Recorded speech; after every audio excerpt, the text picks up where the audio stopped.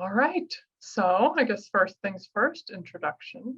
My name is Rachael Wells. I am a trauma therapist and clinical manager over in Florida. I specialize in PTSD, DID, borderline, um, working with eating disorders, all sorts of things that stem from trauma. I also am a yoga instructor and EMDR certified as well. So I've been working with pineapple for, I'd say, a good chunk of time. I know it's certainly been over a year.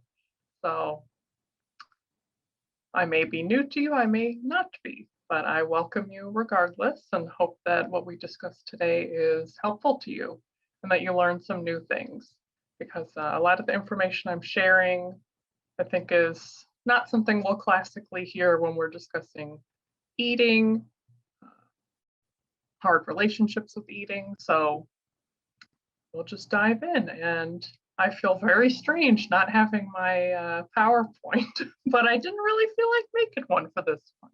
So if anyone would like references, links, anything, typically we share my email and information. You can always reach me through Pineapple, and I'm happy to answer questions during and post. So I really like a conversational back and forth. So feel free to send in something anytime and we'll pause, address, kind of move on. Okay, so what I was really hoping to cover today is everything surrounding food, our relationship with food, stigma, how parents and guardians and society approach food, and trying to kind of break down some of those walls for us and just give you some new information to kind of chew on. I just realized that was kind of cheesy, but hey. All right. So we'll start off with a brief discussion of some of the eating disorders. Now, why I do this is not to encourage self-diagnosing or to scare anyone, but to just talk about something that no one really talks about, especially some of the more unknown eating disorders. So we're going to start off with some of the unknown and then get to more of the known and some of the unique ones. So our first one that's typically seen in children is called pica. So pica really just means that someone outside of their developmental level is eating a non-nutritive substance. So they might be eating glue, sand, clay, and this has nothing to do with medical issues, at least at first. So there may be some actual nutrition deficit, but other than that, it's just someone kind of nibbling on random substances. So there's not a lot of research on this one, but it's something to think about because you might see it in kiddos, or, you know, if you've ever seen it kind of glamorized in a negative way on My Strange Addiction, you've actually probably seen some folks with pica on there that are just eating things that aren't really going to do anything for them. And of course, this can occur within autism spectrum disorder and other things. Then there's rumination disorder. Rumination really just means, you know, if we think of rumination, typically that's used in therapy about, I keep thinking about the same old thing. Well, this one's, I keep eating the same old thing, in that someone's eating, regurgitating, eating. So they're able to bring up their food.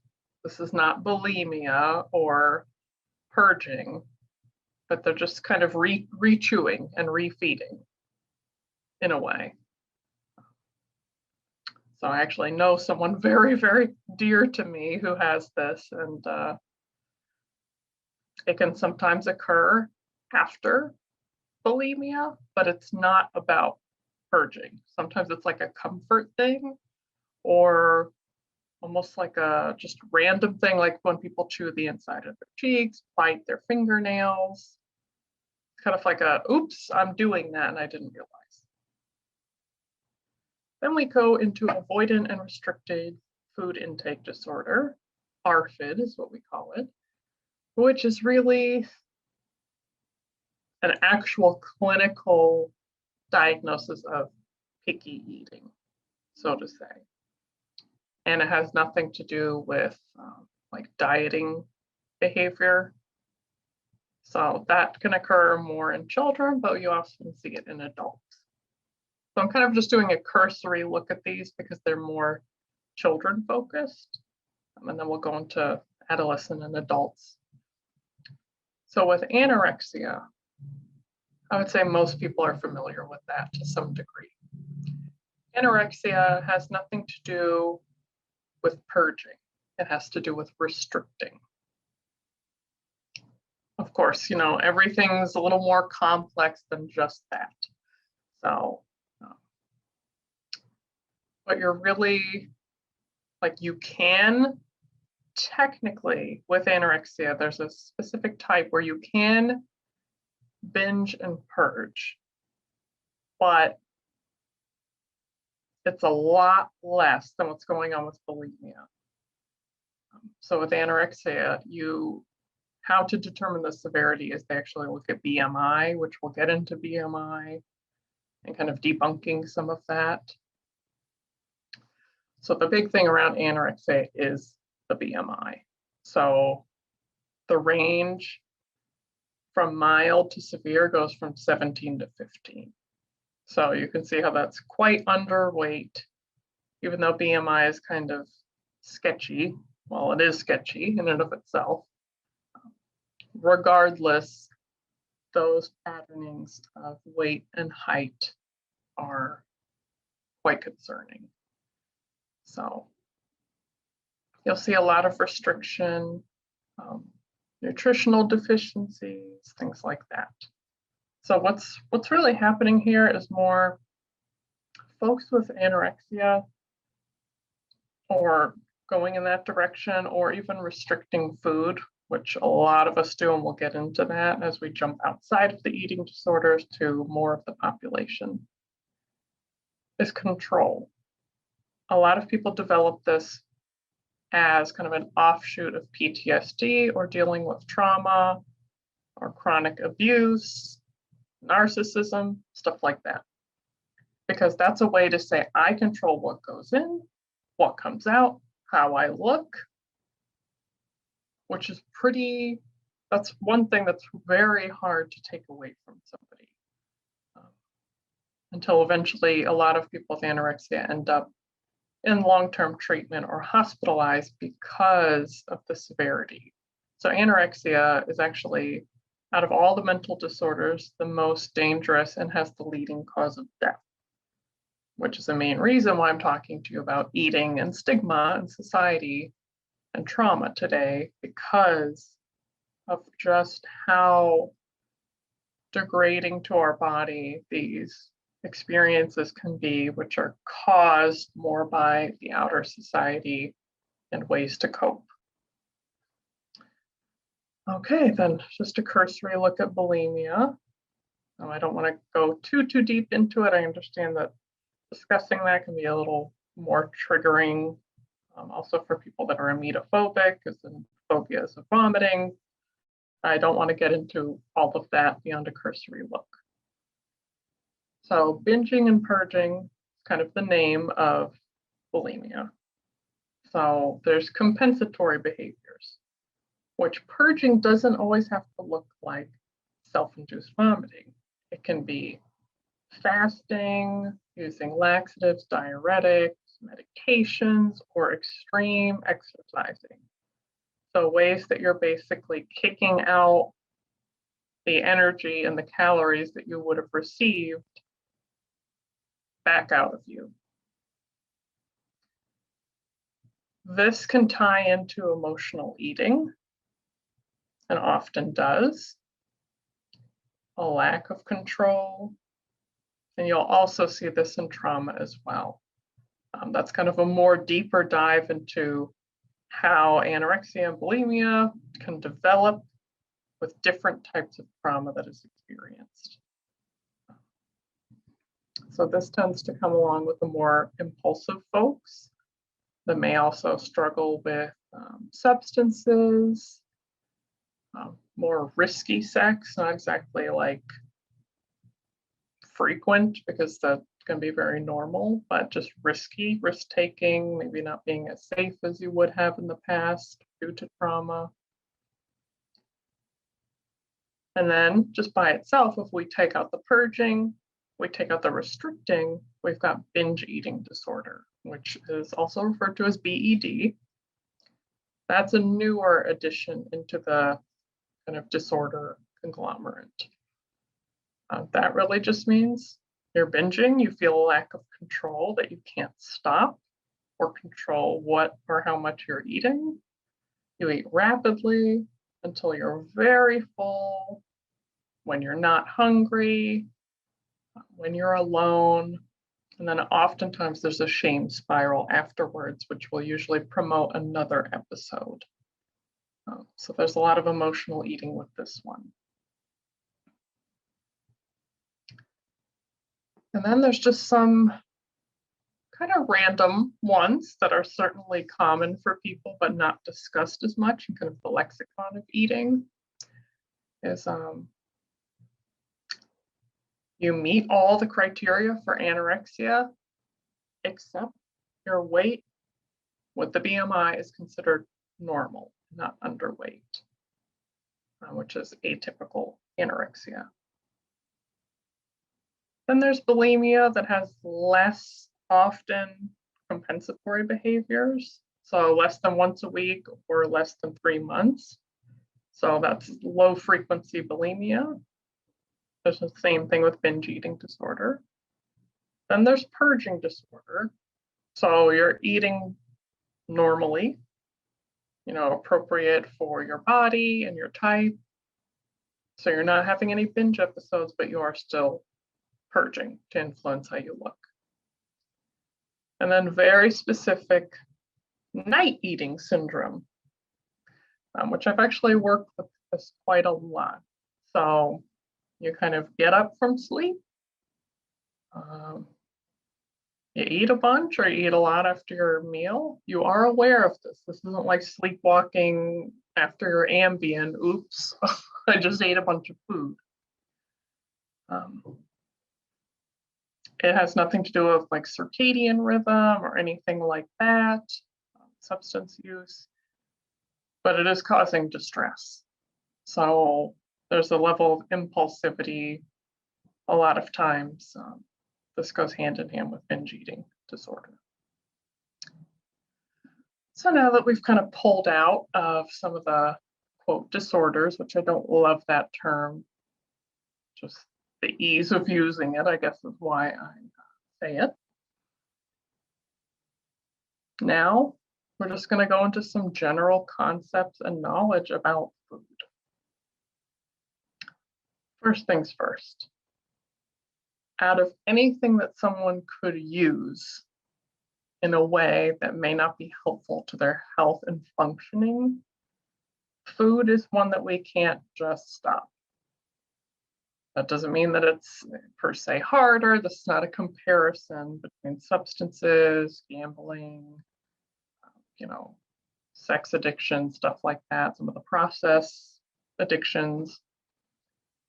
But there's a very special, unique circumstance around. We can't just drop food.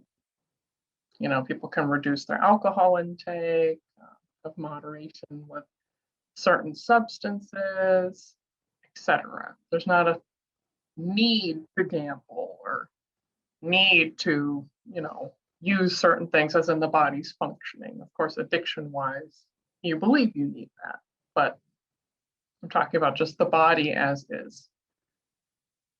So that's where we run into lifelong patterns of stigma, shame, trauma about food, whether it comes down from a parent, society at large, media, school, it gets to us some way. This is a very pervasive stigma. So managing food, diet, health, all that stuff, we're all pretty aware of that because someone somewhere is dealing with it and then projects it on us. So it gets to us some way. It's a little more difficult when it comes from people that you look up to trust and take care of you. Like, say, many people have spoken about, well, I watched my mom in the mirror and I looked at her, in awe.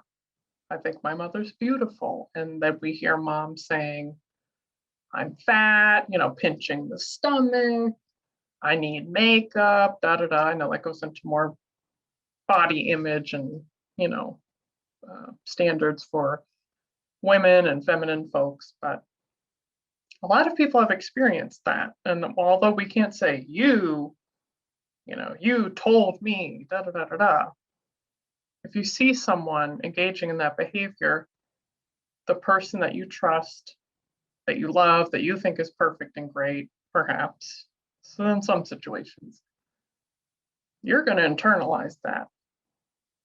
Well, if I think mom's beautiful and she's picking at herself, who's to say that couldn't be me? Just one example. And then there's other situations where we actually have parents, guardians, and family members that say, oh, you have a little extra to eat? Didn't you just have a plate before?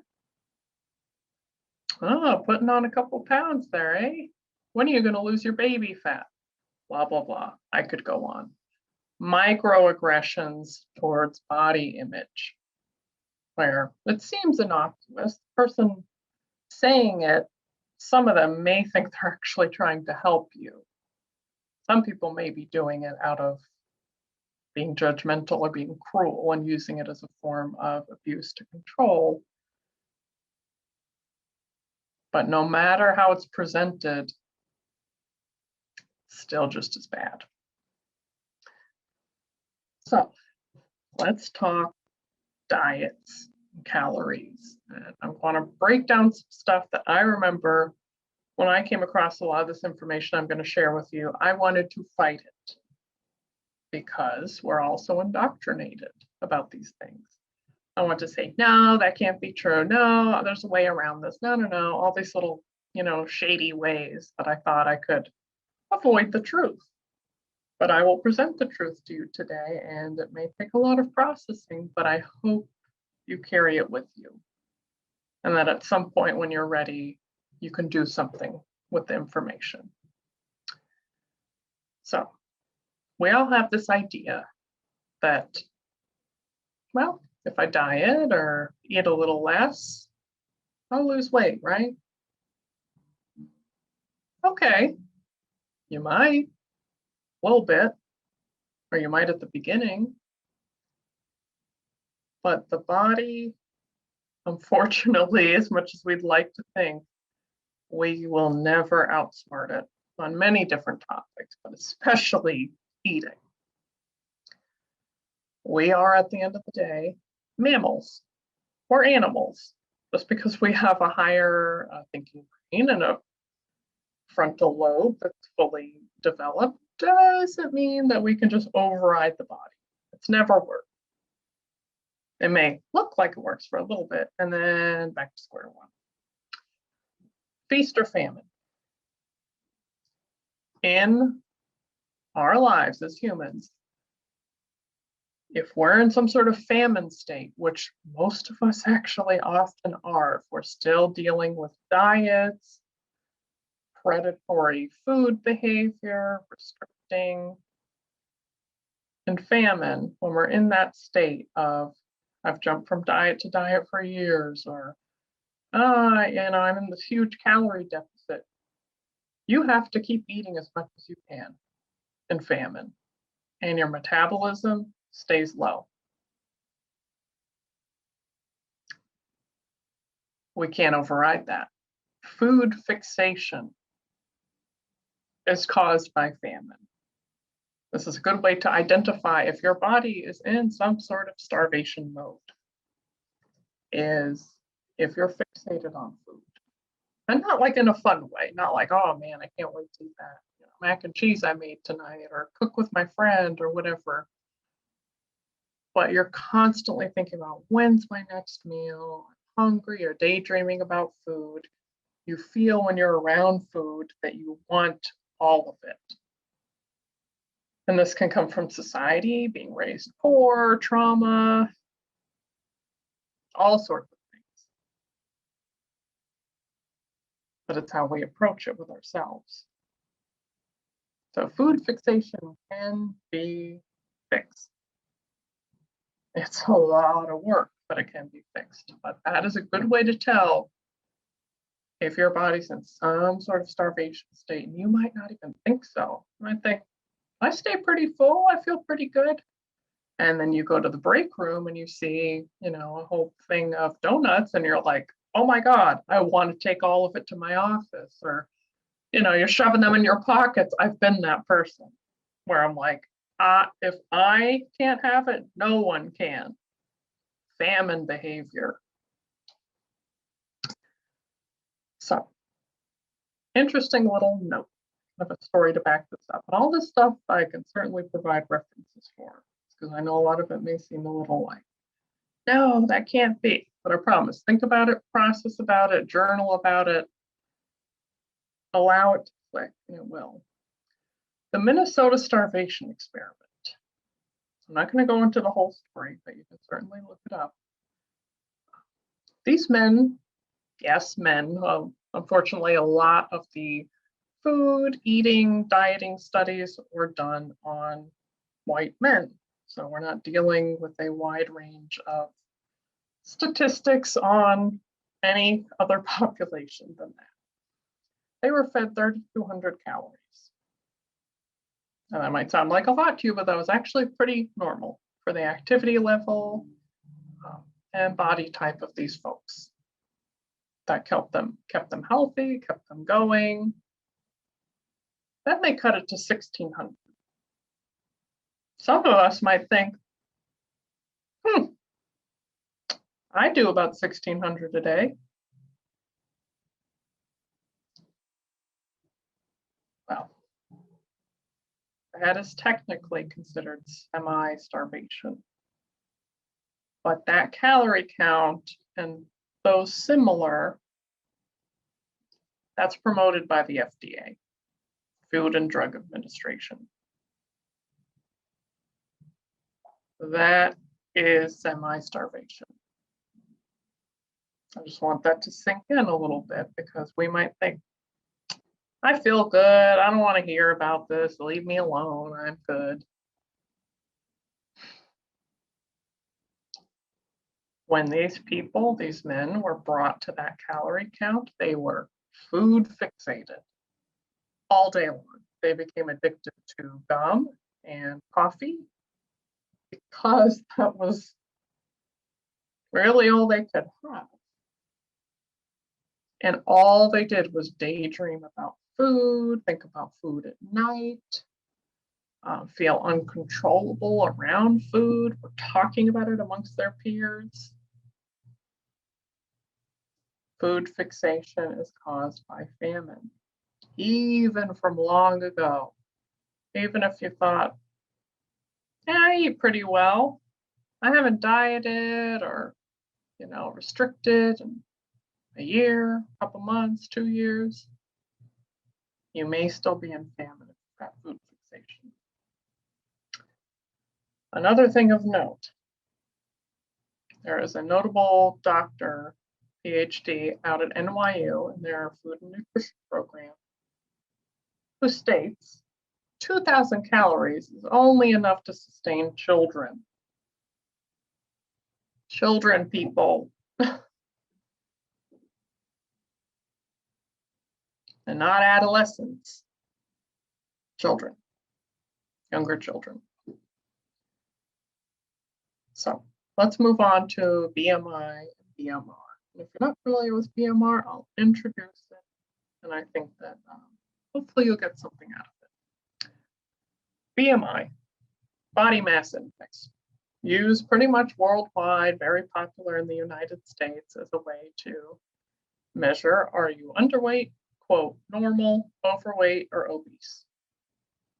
Well, most of your average people fall into overweight or obese.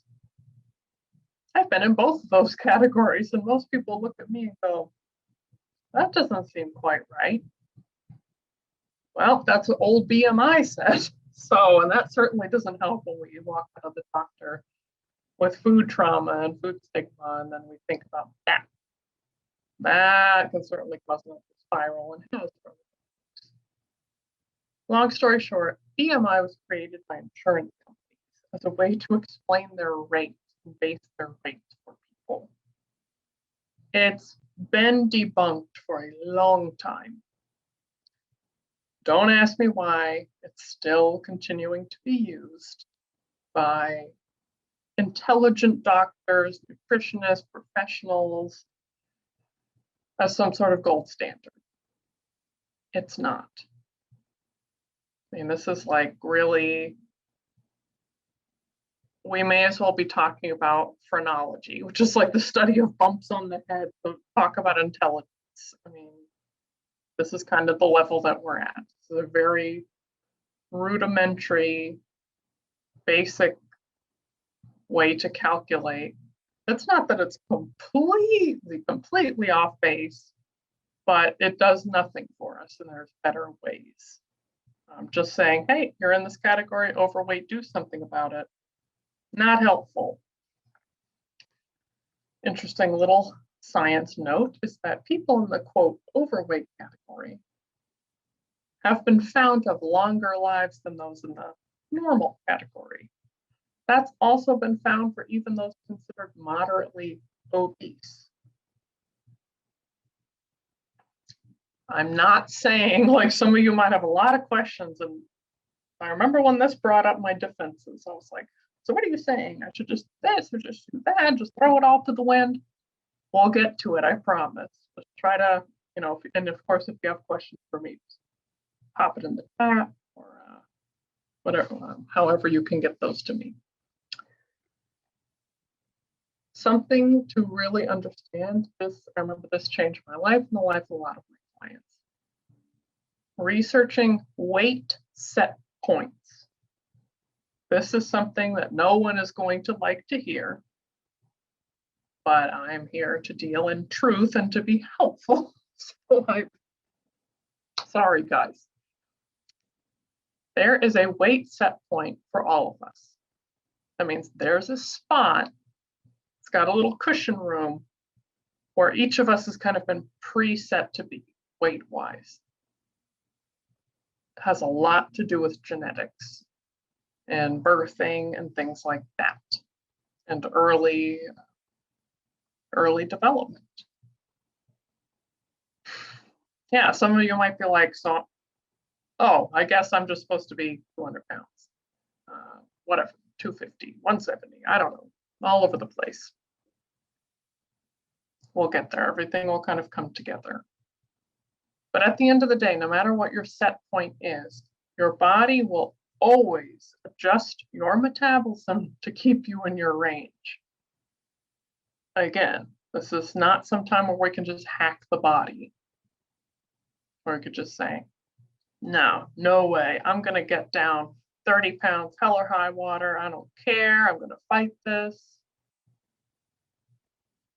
This has nothing to do with, I'm certainly not here trying to discourage any healthy decisions, like moving our body, eating in ways that promote, better recovery, rest, intake of vitamins and minerals. That's not where we're going here.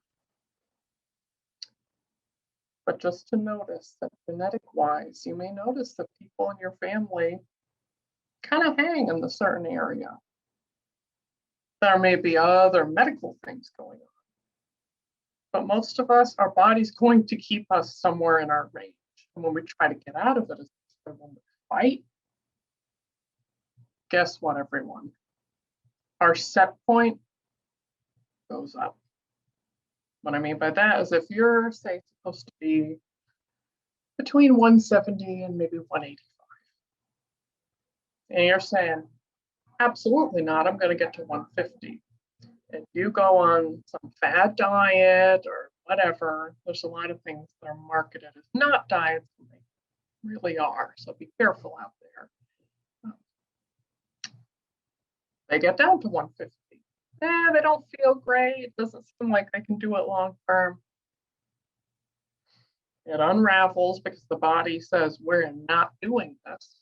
This is not where we need to be genetic-wise. We can't sustain this. And now your weight set point goes from 185 to 200. Every time we diet, our weight set point goes up. So a lot of people close to me that have had eating disorders and severe dieting and restrictive behaviors they're upset, rightfully so, because we don't know this information, and a lot of the stuff comes from trauma. They're like, I guess I'm always just going to be bigger because diet's destroyed, what I thought I could have. It's stressful to hear these things. So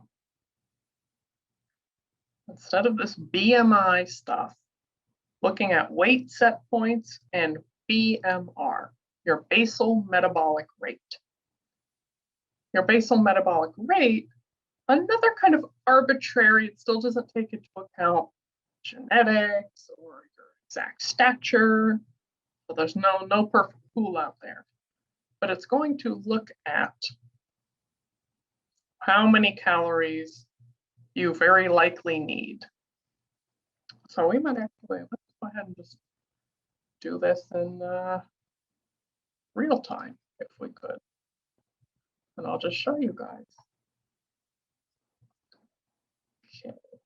Yep, I believe this is the one that I've used. So let me just share my screen with y'all and we'll just get a look at this. All right, here we've got our handy dandy Bmr calculator. Again, this is not perfect by any means, but I can show you the difference between this and BMI and you'll be like, oh, interesting. So let's actually go ahead and pull up BMI calculator, and I'll do this on my own self. Okay, so I am 6 feet tall and I weigh about 187. 25.4. Oops, I'm overweight. Sorry, guys. What can I do? I know I'm just on the range, but I've been closer to 30 before.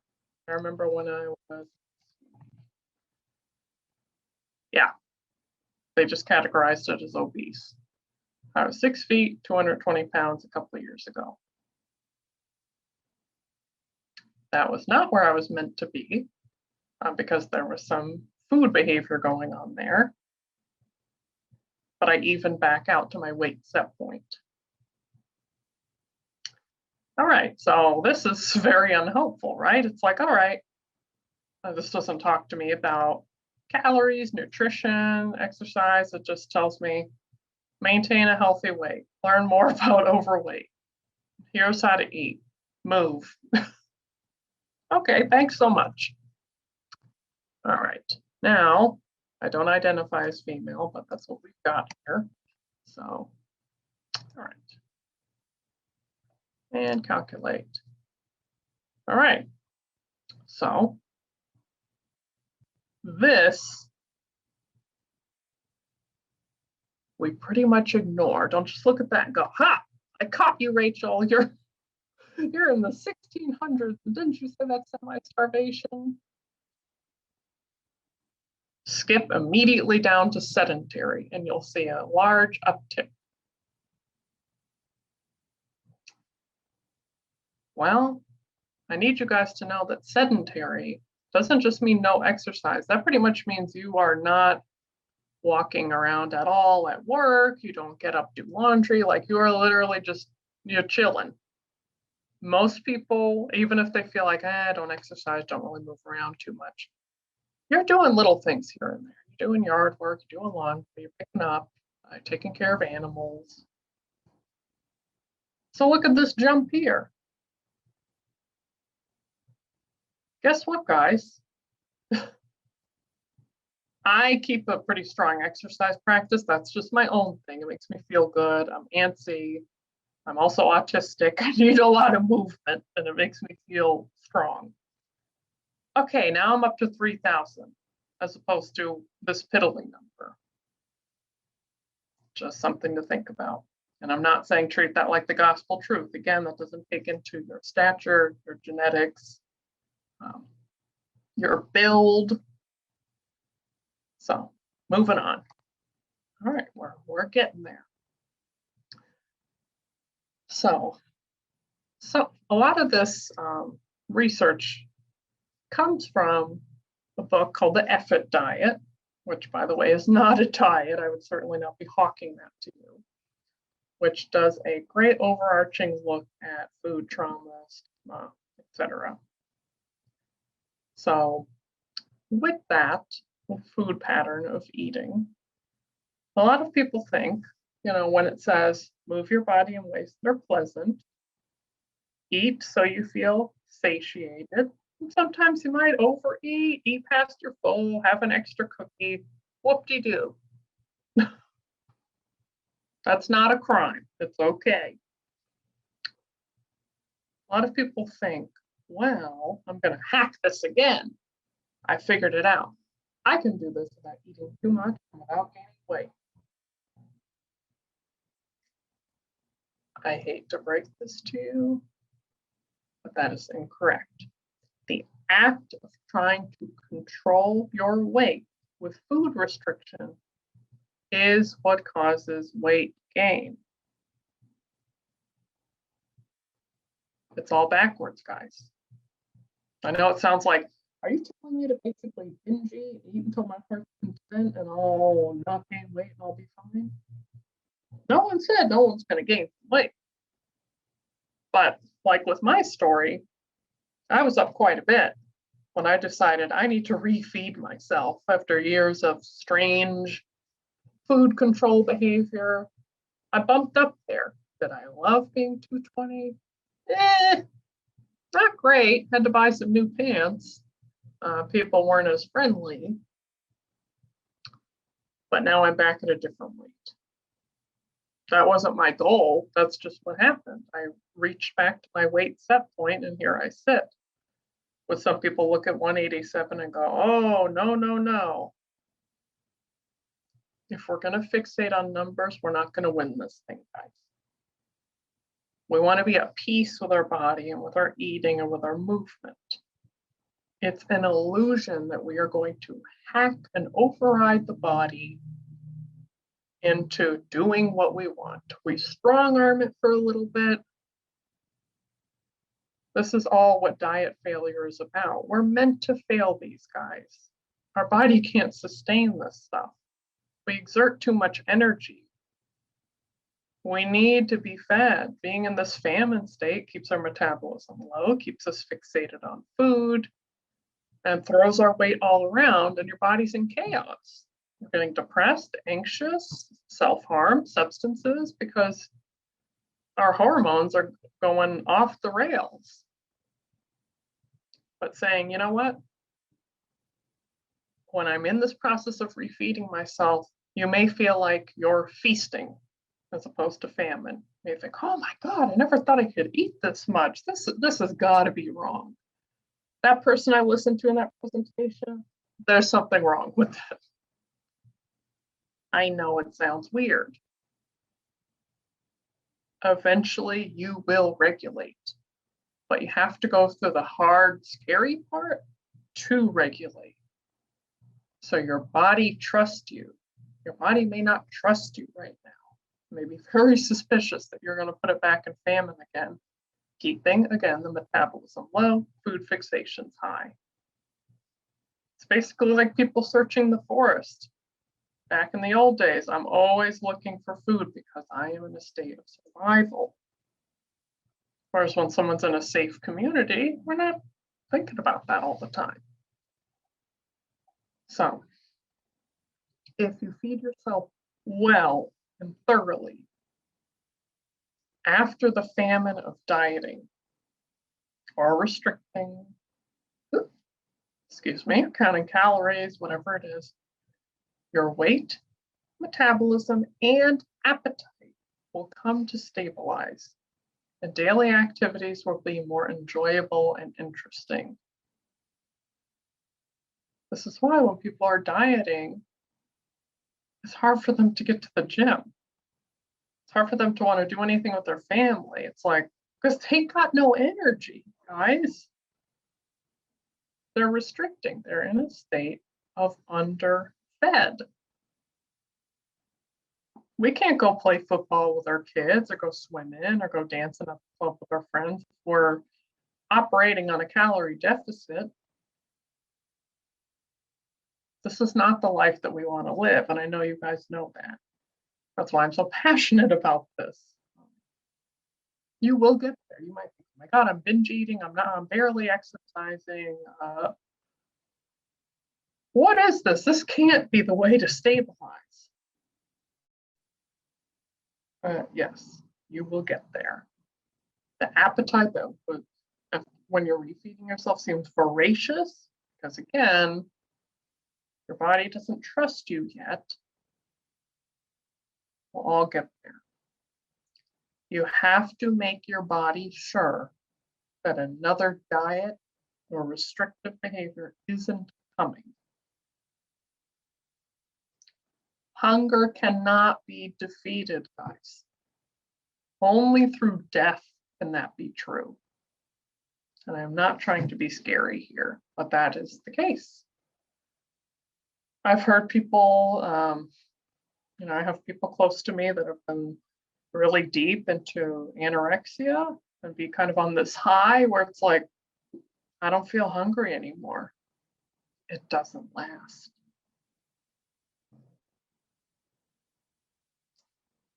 The body's always going to win out. When it needs to heal and it needs to live, it will make it so, even at your displeasure. So, and I know learning these things doesn't mean that all of a sudden I'm going to head down to the buffet and refeed myself until my body knows that I am not going to harass it again.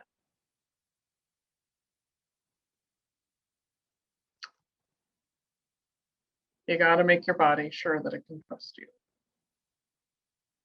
And you'll get there. Long process, weird, uncomfortable, needs a lot of support. So remember, this reactionary eating that we do is done out of famine. So when we're like, oh my God, like I said, I got to get all the chocolates in the break room. When someone offers me food, I got to take it all. I'm taking extra helpings. That's you trying to refeed yourself, but you feel poorly about it because you think, I have no self-control. What am I doing? But when you approach it in the way of, I know I'm doing what's best for my body and it needs this, it's needed this for years. It's been at a calorie deficit for how long? You might be doing a lot of eating, buddy, and you might be thinking, oh my God, when is this going to stop? There's no perfect time for anybody. And there's going to be a lot of things fighting against you. Society, doctors that are with the old BMI, and I don't want to get into the whole industrial complex of, big pharma and all that stuff and sound, out of my mind, but things to look into. So again, I just reiterate, if we have a little extra, eat beyond full, eat to tide you over sometimes, it's normal. These are all normal ways of eating. We're people here.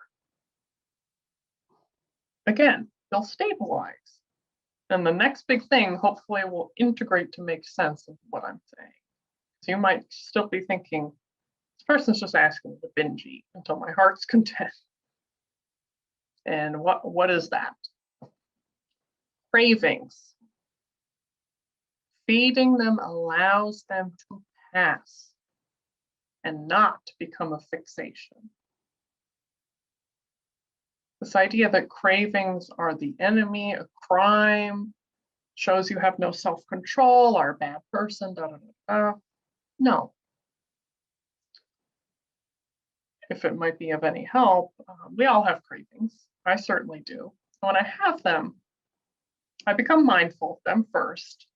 I try to think, does my body need that or does it need this? If I need a whole bunch of salt or a whole bunch of sugar, I'll get it. Does that mean that I'm eating a whole birthday cake? Probably not. But That may be the case for some people at some time. Your body has so depleted in things. Cravings are there for a reason. They're typically seeking some sort of nutrient level that you have deprived it from, not of your own want, just life. So cravings are really complex because a lot of the times they have to do with your body seeking something that it's not had for a while, or in a certain amount. And we've got the thing of forbidden foods. No forbidden foods, guys, unless it doesn't fit in with your style of eating. Perhaps you're pescatarian, vegetarian, vegan, gluten-free. Not just talking about that here. Those are more lifestyle choices for many reasons. But if you're saying, I'm not allowed to touch donuts, birthday cake, potato chips, that's going to create a fixation. You're going to think about them, you're going to see them, you're going to want them when someone else has them around you, and likely, inevitably, you're going to eat them and then have some shame spiral about it. Easier said than done, but no shame spiral needed. Feeding them allows them to pass, allows the fixation to pass, and this idea of forbidden foods. Many times your body is just seeking an excess of nutrients that can only be found quickly in forbidden foods. And most importantly, you have to allow cravings to pass by feeding them. So there is an end in sight. They will lose their power and their strong fixation and desire and craving from you when your body trusts that you'll feed it. And you're not labeling things, bad, good, not so great. If you've ever seen that chart, some people in eating disorder treatment, and we've got the red, yellow, and green. This is not how we approach food. At the end of the day, all food has value, some less, some more, but it still has value. It will get you something. How long and exactly what is very different. But this idea of this food is bad and I can't touch it, that will keep you enslaved to this pattern of cravings. So I only got a couple minutes left, and I know I've been raving. I desperately want you guys to feel happy and stable and comfortable in yourselves and to live a life that's not about shaping the body and how we're feeding it. There's a lot more things you want to do than that. So a couple other little tidbits are weight-related diseases are often stress-related diseases. If you've ever spent any time in the more fat-positive spaces, they'll often discuss how judgment, the impact of multiple diets since childhood, which that's a whole developmental concern. It's children on diets. That has a lot of really poor effects. That is what's raising these set points. It's when your constant response to someone is just lose weight. If you haven't done a full blood work and know the genetic history, just stay out of it. Stay in your lane, worry about yourself. This is mostly projecting on other people, and we don't need to do it. So just remember that.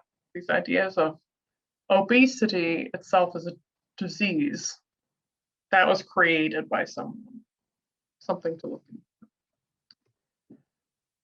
And one of my favorites is the Mind Over Milkshake Study. Yes, that's a real thing you can find on PubMed, the Library of Medicine, where a researcher had a shake that was labeled fat-free, guilt-free, like listed as 104 calories. Then there was one called Indulgence, Decadence, and it was listed as 620 calories. it was the same shake, but the thoughts about it literally fooled the stomach. So when folks have this fat-free, guilt-free, you think, oh, that's going to have some positive effects. That was leading to an increase in the hormone ghrelin, which is what causes appetite and food behavior. So people were hungrier. When they had their indulgence at 6:20, they thought, I'm good, I'm full. These people on this diety looking deal didn't feel full, guys. The body was still releasing hormone, please eat. When in reality, both shakes were about 300 something calories. So right in the middle between the two.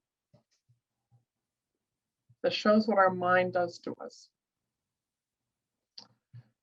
So just something to think about.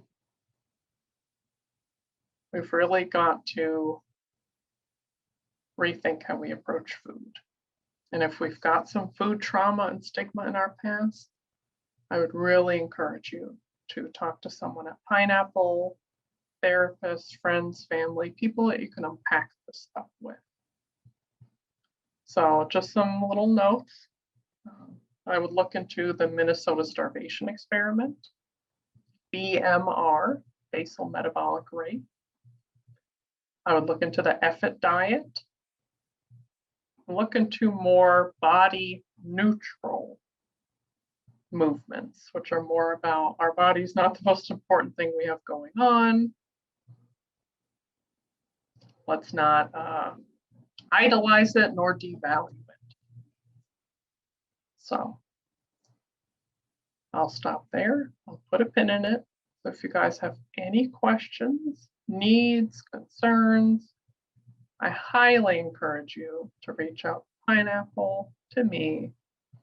My email is, I think I can put it in the chat, but it's just Rachael, RACHAEL, LMHC @gmail.com. And if you're like, what did you just say? Just let someone at Pineapple know, and they always get the questions to me. And I typically, if it's on a weekday, respond within 24 hours or less. So I hope that this has been helpful. There's probably a lot to think about. I really encourage you to reach out. There's a lot of work to do based around this information, but I know you guys can do it. I want you to be the healthiest version of yourself.